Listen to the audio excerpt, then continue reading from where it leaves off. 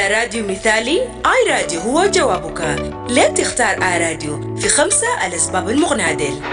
الثقة والوصول. بيعتبر آي راديو المحطة الإذاعية الأكثر ثقة وشعبية في جنوب السودان، مدعومة بالاستطلاعات الأخيرة مع قاعدة مستمعين مخلصين. حتصل رسالتك إلى جمهور واسع بشكل فعال. شبكة واسعة النطاق. آي راديو ليست مجرد محطة إذاعية، إنها شبكة من المحطات المترابطة. لم تكن شريك مع آي راديو. سنقوم ببث برنامجك عبر مواقع متعددة مثل واو، أويل، كواجوك، يامبيو، بور، رنگ، ملكال وباليت، وبيضمن أقصى قدرة من التغطية والتأثير. التواجد الإقليمي. بتمتد بصمة آي راديو إلى ولاية غرب وشمال بحر الغزال، غرب والاستوائية الوسطى، جونغلي، أعالي النيل ووراب. من خلال التعاون مع آي راديو يمكنك التواصل مع المجتمعات المتنوعة والجماهير المستهدفة في المناطق ديل. مشاركة المجتمع. الشراكة مع آي راديو بتعني التعامل مع مجتمعات على مستوى الشعبي. رسالتك حتوصل للمستمعين في مواقع مختلف، مما يعزز التفاعلات الهاتفة ويزيد الوعي بعلامة تجارية. التغطية الشاملة مع محطات في مواقع استراتيجية زي الرنج، ملكال وباليت. بتوفر آي راديو تغطية شاملة بتصل إلى كل من المراكز الحضرية والمناطق الريفية. بتضمن شراكتك مع آي راديو الرؤية عبر منطقة جغرافية واسعة.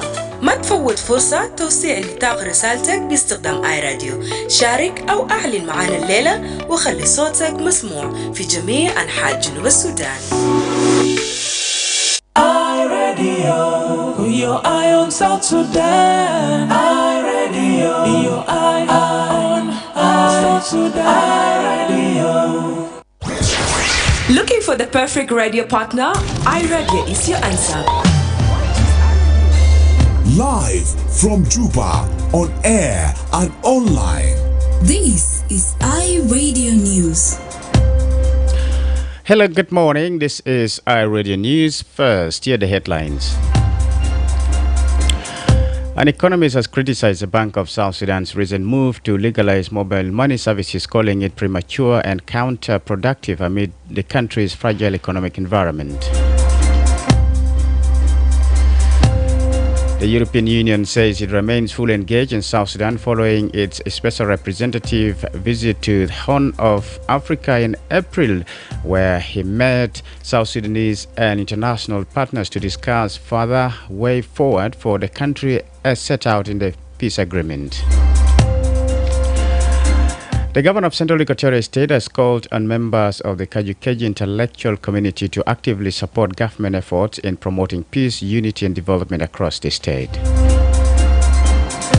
These stories and more coming to in this news bulletin with me, Lasuba Memo, and now the news in detail. An economist has criticized the Bank of South Sudan's recent move to legalize mobile money services, calling it premature and counterproductive amid the country's fragile economic environment. Abraham Maliet says mobile platforms such as Memo and other digital payment services have long been operational, facilitating both local and cross-border transactions, including remittances to neighboring Uganda and Kenya. His remarks follow the central bank's announcement last week recognizing mobile money as a valid form of payment in line with its 2023-2027 strategic plan, which aims to increase mobile money usage to 30% of the adult population by 2027. Speaking to iRadio yesterday, Maliat questioned the rationale behind the decision, stating it sends the wrong signal to the public and could trigger unnecessary panic. Maliat warned that introducing mobile money as an official system without proper groundwork could risk excluding small-scale traders and rural businesses that still lack access to reliable digital infrastructure.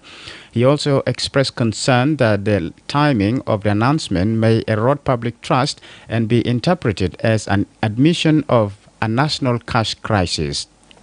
According to Maliet, the informal sector, making up nearly 90% of South Sudan's economy, could be destabilized by the shift, especially when trust in financial institutions remains low and mobile money agents in some areas struggle to provide basic rather cash-out services. He further noted the absence of legal protections around digital transactions such as data privacy and cybersecurity legislation, which could leave users exposed to fraud and abuse. Malaysia is now calling on the central bank to suspend the directive and instead prioritize the development of a supportive legal framework, public education, and improve digital infrastructure to ensure a more inclusive and secure rollout of mobile financial services. The EU says it remains fully engaged in South Sudan following its special representative to the Horn of Africa's visit in April 2025 to Juba, where she met with South Sudanese and international partners to discuss further a way forward for the country as set out in the peace agreement. Dr. Annette Weber visited Juba on April 10, 2025 at the request and on behalf of the EU High Representative and Vice President Kaja Kallas. During her visit, she met Vice President Dr. Benjamin Bolmel, the Minister of Information, the Minister of Justice and Constitutional Affairs, and the Minister of Cabinet Affairs. Despite a request, she was not granted a visit to First Vice President Dr. Riek Machar. In a statement dated April 11, she conveyed the grave concern of the European Union about the acts of violence in several regions of South Sudan and the multiple violations of the peace agreement. She then called on the leaders of the country to put grievances aside, prioritize dialogue and peace, and take immediate steps toward de-escalation. The European Union calls for a recommitment to the peace agreement and its implementation by all parties. Recalling the visit, the EU posted a short statement on its official Facebook page on Monday saying it still remains fully engaged in South Sudan.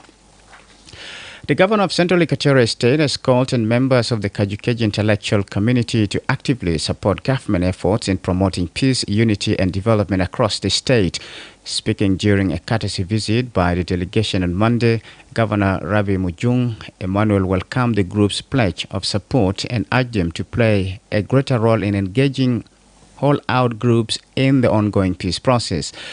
The diverse delegation, comprising professionals from various sectors, including individuals with disabilities, congratulated the governor on his recent appointment and expressed readiness to work closely with his administration in advancing policy and development initiatives.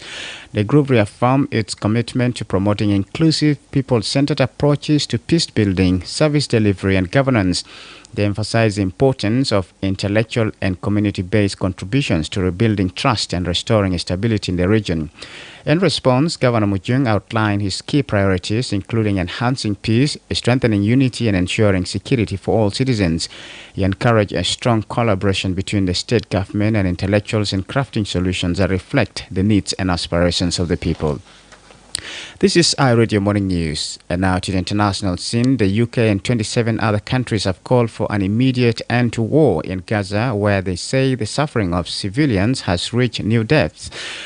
A joint statement says Israel's aid delivery model is dangerous and condemns what it calls the drip feeding of aid and the inhumane killing of civilians seeking food and water. Gaza's Hamas-run health ministry said more than 100 Palestinians were killed by Israeli fire while waiting for food over the weekend, and that 19 others died as a result of malnutrition. Israel's foreign ministry rejected the country's statement, saying it was disconnected from reality and sends the wrong message to Hamas. Finally, prominent Kenyan activist Boniface Mwangi has been charged with illegal possession of ammunition linked to protest last month in which at least 19 people were killed. He denied the charge and has been released from bail. Mr. Mwangi was not charged with facilitation of terrorist acts, as the police had earlier said. On Sunday, investigators said they had seized phones, a laptop, and notebooks from his Lukanya home on the outskirts of the capital, Nairobi, and had drives, computers, tear gas canisters, and a blank firearm round from his office in the city. This is iRadio Morning News, and to end this bulletin, here's a recap of the headlines. An economist has criticized the Bank of South Sudan's recent move to legalize mobile money services, calling it premature and counterproductive amid the country's fragile economic environment. The EU says it remains fully engaged in South Sudan following its special representative to the Horn of Africa's visit in April 2025 to Juba, where she met with South Sudanese and international partners to discuss further a way forward for the country as set out in the peace agreement. And the governor of Central Equatorial State has called on members of the Kajukeji intellectual community to actively support government efforts in promoting peace, unity, and development across the state. That's the end of iRadio Morning News. If there is a story or an event you'd like iRadio to cover or report about, please send us a text message at +21 925 287 It's also our WhatsApp number. Follow us on X at iRadio Juba, like our Facebook page iRadio, subscribe to our YouTube channel at iRadio South Sudan. You can also visit our website and listen to us online at www.iradio.org. Stay tuned for the news in Arabic at 8 o'clock. I'm Lasuba. Memo. Thanks for listening.